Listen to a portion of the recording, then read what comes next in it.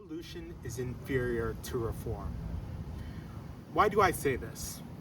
Would you rather have all political concessions granted, you get whatever you want, but your party or political ideology does not gain power?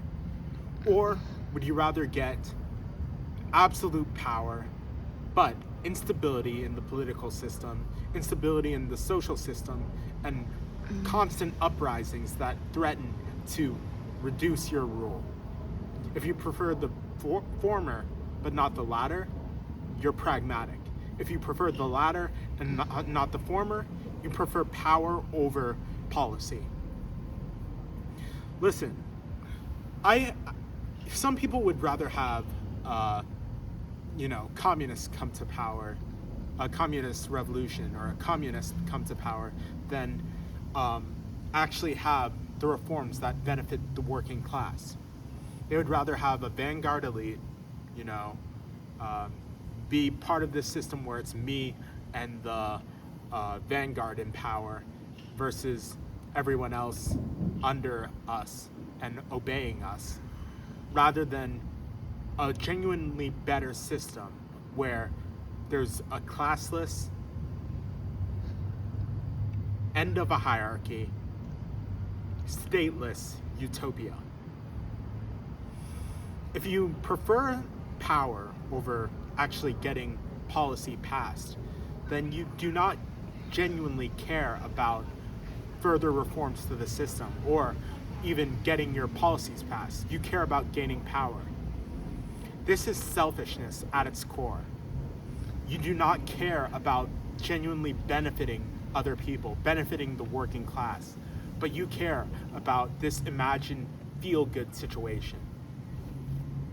I can give an example as well in real life.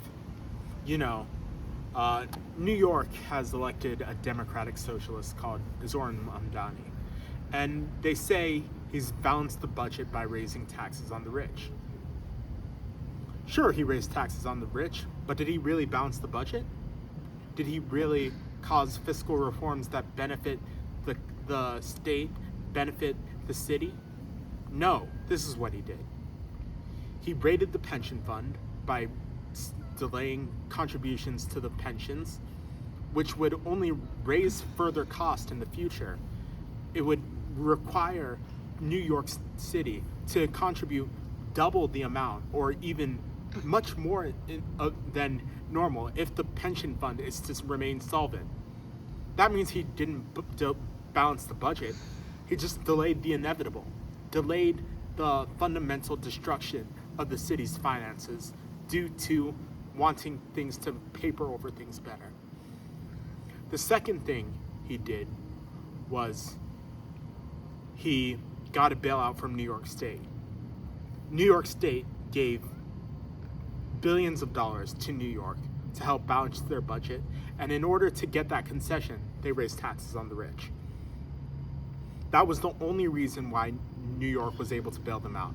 And the bailout money versus raising taxes on the rich aren't even equivalent.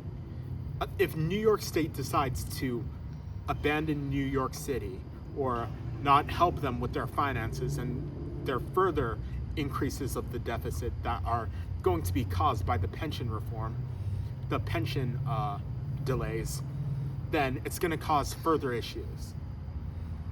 So when you hear that, all concessions were made, these democratic socialists solve the issues, they just paper over the issues until the next election cycle. Next election cycle, they're going to say, oh, the rich aren't contributing enough, when they pay over 50% in taxes and they pay high property taxes, high consumption taxes. This isn't why I'm saying what I'm saying. Yes, you can tax the rich more. Yes, you can do all of these things that benefit the working class. But if you don't take care of what is necessary to govern the country, fiscal responsibility, national defense, control over borders, control over society, control over insurrection, you are not going to have a system that is stable. Thank you.